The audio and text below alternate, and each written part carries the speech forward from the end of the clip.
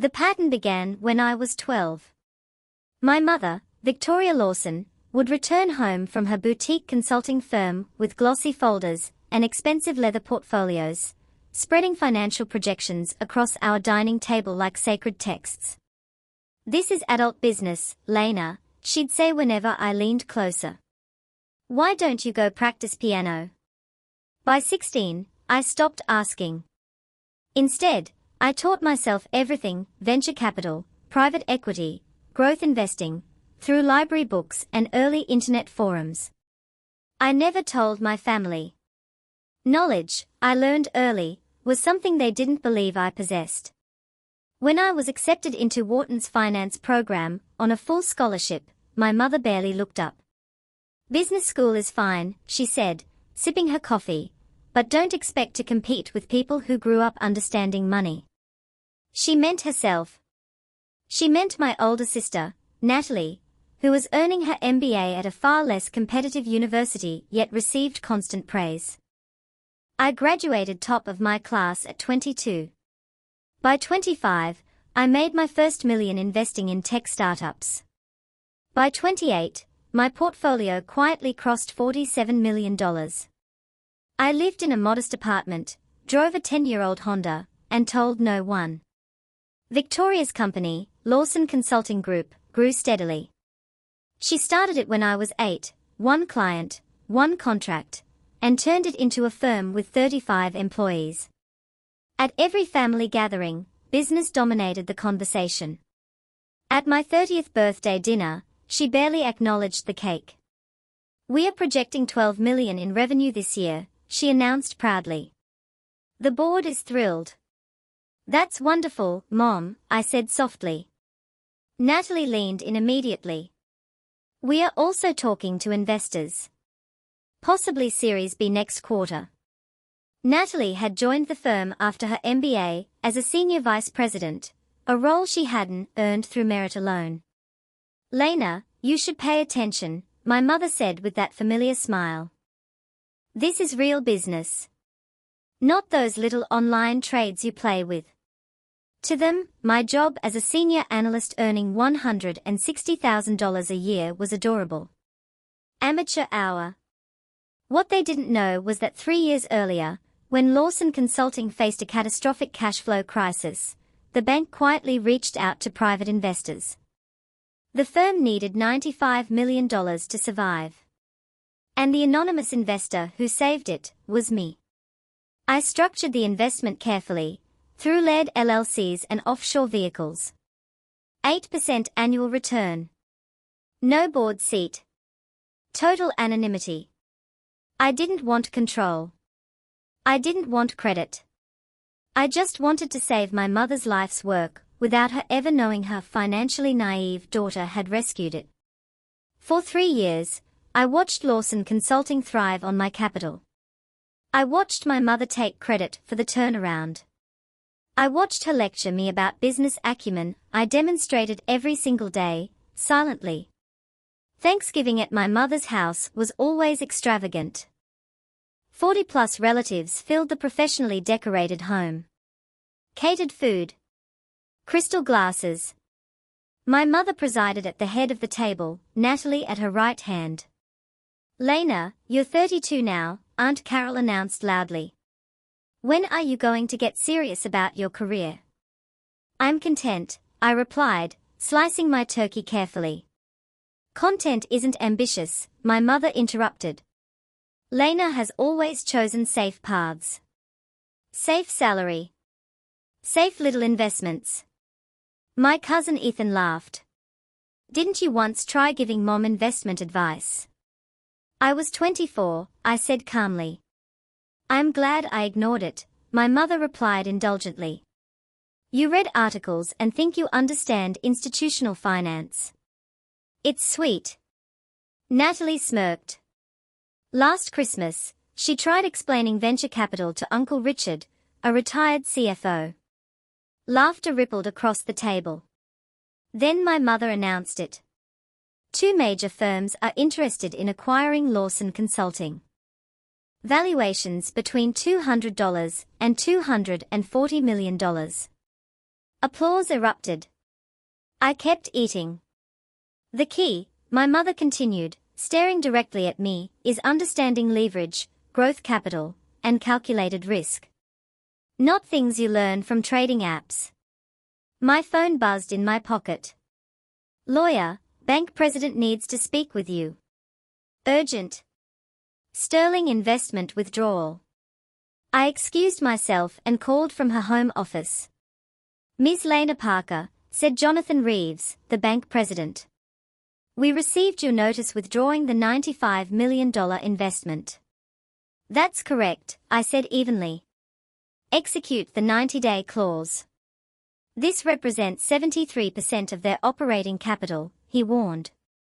I understand completely. And with that, everything began to unravel. When I returned to the dining room, dessert was already being served. My mother's traditional pumpkin pie sat in the center of the table, untouched. The conversation had shifted to Natalie's upcoming vacation plans. We booked a private resort in the Maldives, Natalie said proudly. 5-star villas. Ocean view. Of course you did, my mother smiled. That's the lifestyle success affords. My phone buzzed again in my pocket. This time, my mother's phone rang as well. She glanced at the screen, frowned, and silenced it. Business never sleeps, she said lightly. Even on Thanksgiving. The phone rang again. And again. Her smile vanished. Excuse me, she said sharply, standing up. Natalie followed her into the adjoining room. We could hear muffled voices through the wall. What do you mean withdrawal? That's impossible. There must be a mistake. The room fell awkwardly silent. Forks paused midair. A few relatives exchanged uneasy glances. Natalie's phone began ringing at the table. She had left it behind. 15 minutes later, the office door opened. My mother and Natalie returned. My mother's perfectly applied makeup couldn't hide how pale she'd become. Everything okay? Uncle Richard asked carefully. Fine, my mother replied tightly. Just an unexpected business issue. But her hands shook as she lifted her wine glass. Natalie looked like she might be sick. My phone buzzed with an email from my lawyer. Update. Bank has officially notified Lawson Consulting Group's board of the $95 million withdrawal.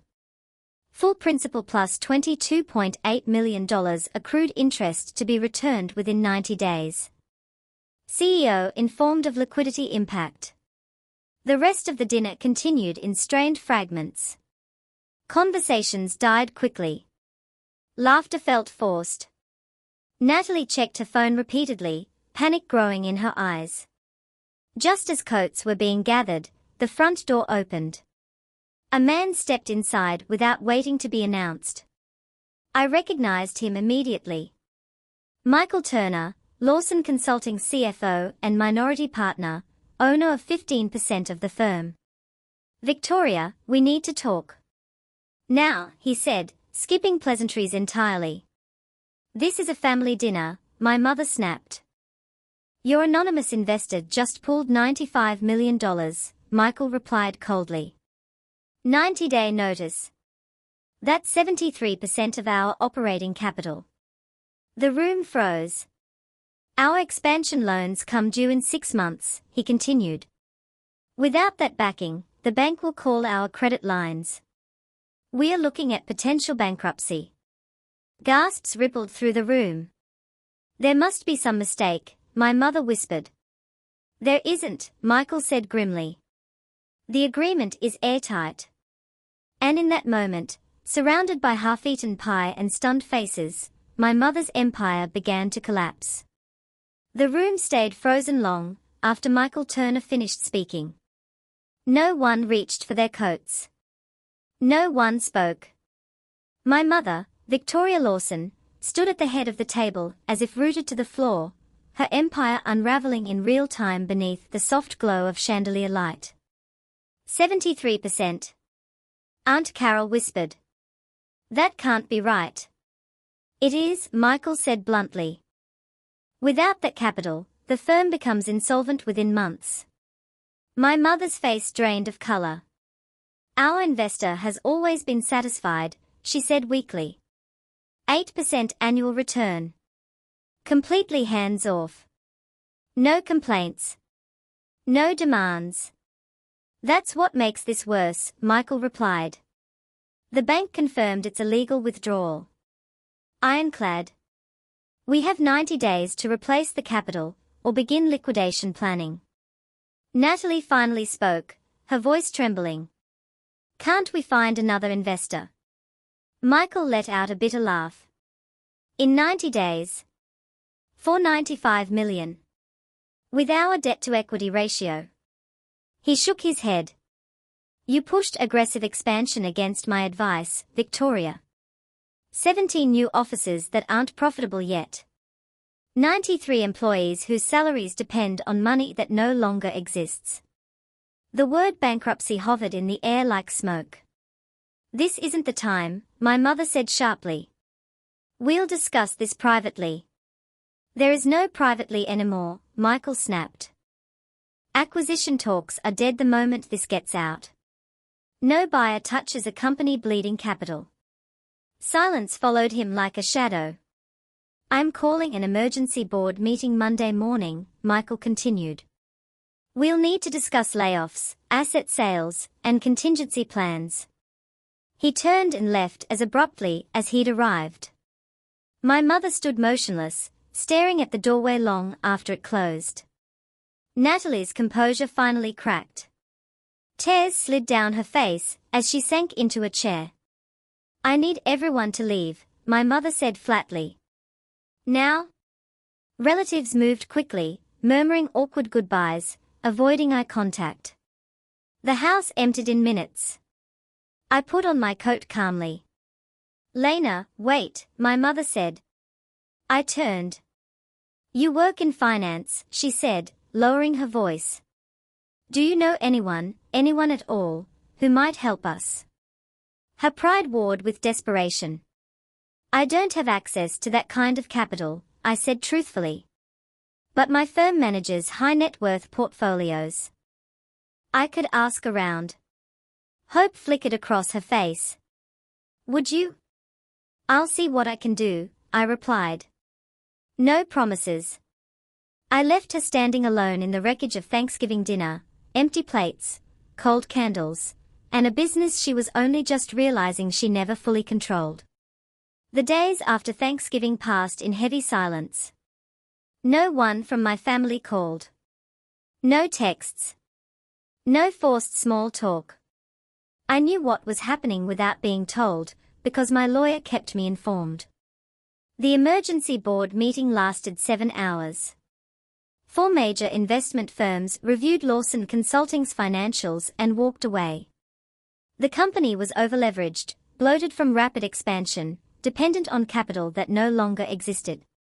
2 smaller firms made offers, but at 22% interest.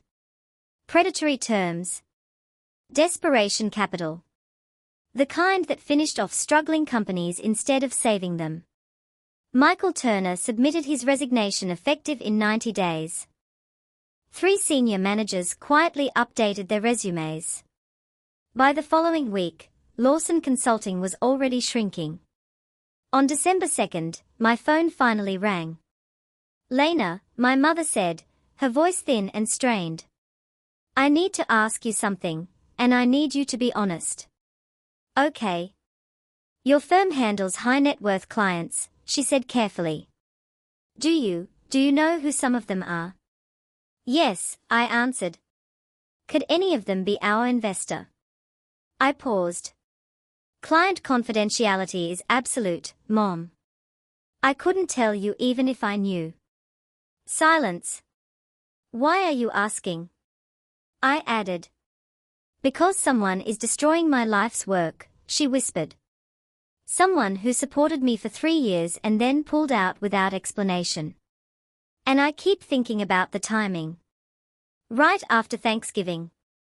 Right after, her voice trailed off. After what? I asked. Nothing, she said quickly. I'm just paranoid.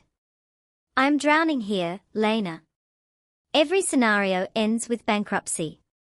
93 employees losing their jobs. 24 years of work gone. Have you asked the bank for the investor's reason? I asked gently. They said it was personal, she replied bitterly. What does that even mean? We delivered every dollar of return we promised. Maybe they found a better opportunity, I suggested calmly. At 8%, she scoffed. That's below market. This wasn't about money. This was someone with a personal stake. My heart began to race, but my voice stayed steady. What are you implying? I don't know, she said quietly. I just know someone helped me for years, asked for nothing, and then destroyed everything after one family dinner. The words hung between us. If you hear anything, she added softly, through your professional network, please tell me. I will, I said. She hung up. That night, my lawyer called. She's trying to unravel the LLC structure, he warned. She hasn't connected it to you yet, but she's getting closer. Let her, I said calmly. The structure is airtight. She's offering to double the return if the investor stays.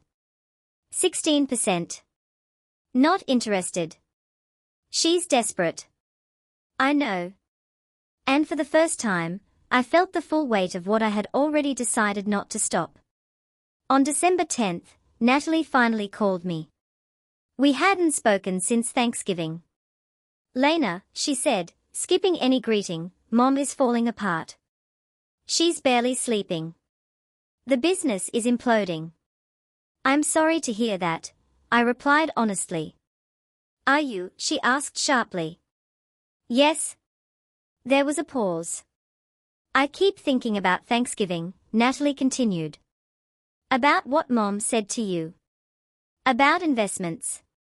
And then, 9 hours later, the investor pulls out.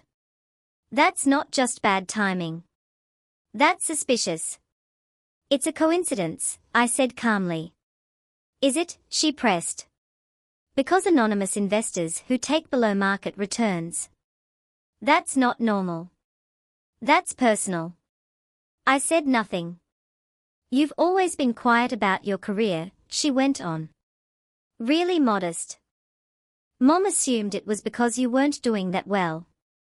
But what if we were wrong? I make $160,000 a year as a senior analyst, I said evenly. That's not $95 million. Unless you've been investing for a decade, she shot back. Unless you're far more successful than you let on. That's a theory, I replied. So it's not you, she asked. You're not Mom's mysterious investor. I'm not, I said truthfully. She exhaled sharply. Then find out who is. I won't. You mean you can't and won't, Natalie snapped. Even if it saves 93 jobs. I don't have the information you're looking for, I said quietly. I'm sorry. She hung up. 5 days later, I was called into my managing director's office. Eleanor Brooks, my mentor for 6 years, studied me carefully. Your mother contacted our firm, she said. She claims her daughter works here, and might know something about an anonymous investor. What did you tell her? That we don't discuss client information. Ever? Eleanor paused. But Lena, I know your portfolio. It's extraordinary for someone your age. I said nothing. There's a specific kind of pain, Eleanor continued gently, that comes from family not seeing who you really are. I watched my own father dismiss my success for decades. She leaned back. I'm not telling you what to do. I just want to be sure this won't become professionally complicated. It won't, I said. The withdrawal is legal. Properly structured. She nodded slowly. Sometimes the people who should see us most clearly are the most blind. On December 23rd, the bank president, Jonathan Reeves, called me directly. "I shouldn't be making this call," he said. "But your mother has been here 3 times this week. She's willing to do anything." "My withdrawal stands," I replied. "She's going to lose everything. I understand the consequences." There was a pause. "May I ask why?" "For 3 years," I said evenly, "I funded her success while being treated like an embarrassment." Silence. "It's not revenge," I added. "It's clarity." And for the first time, I knew there was no turning back. Christmas morning was quiet in a way that felt unnatural. No extended family. No catered food. No forced laughter. Just Victoria, Natalie, and me sitting in the living room that had hosted 42 people only weeks earlier. Victoria looked older. Smaller. Like the weight of 24 years had finally landed on her shoulders. "I'm filing for bankruptcy on January 3rd, she said flatly. "Michael is gone. We're down to 42 employees. The expansion offices are closed. We might survive until February. If we are lucky." Natalie was crying softly. "I built Lawson Consulting from nothing," Victoria continued. "1 client. 1 contract. And now it's gone because some anonymous investor decided to destroy me." "You don't know their reasons," I said quietly. She looked at me then, really looked. "I know the timing. Right after Thanksgiving. Right after I said those things to you." Her voice broke. "Lena, I need you to tell me the truth. Did I deserve this?" I met her eyes. "You built a business with help you never acknowledged. You spent years telling me I didn't understand finance while relying on capital exactly like mine." Her breath caught. "What are you saying?" "I'm saying when you needed $95 million 3 years ago, you found an investor willing to give it anonymously, below market rate, asking for nothing but returns." I paused. "That investor was me." Natalie gasped. I corrected calmly. "I withdrew the investment per the legal terms. 90 days notice." Victoria stared at me as if I'd struck her. "That's impossible. You don't have that kind of money." "I graduated top of my class at 22, I said evenly. "I made my first million at 25. I've been managing 8-figure investments since my late 20s. I currently oversee about $180 million in assets." "You never told us," Natalie whispered. "Would you have believed me?" I asked. Victoria collapsed into her chair. "You did this to hurt me." "No," I said softly. "I did this because I'm tired of being invisible while holding everything up." She reached for me. "Please." "I'm sorry. I'll give you credit. A board seat. Anything." "I wanted respect," I replied. "Not desperation." I stood to leave. "I didn't destroy your business," I said at the door. "I just stopped pretending you built it alone." I walked out of the house I grew up in. In March, my money would return. In January, Lawson Consulting would cease to exist. And I would go back to my modest apartment, my old Honda, and my quiet life, finally seen, even if it cost everything for those who never bothered to look. Sometimes the most powerful decision isn't taking control. It's withdrawing support from people who never valued it in the first place.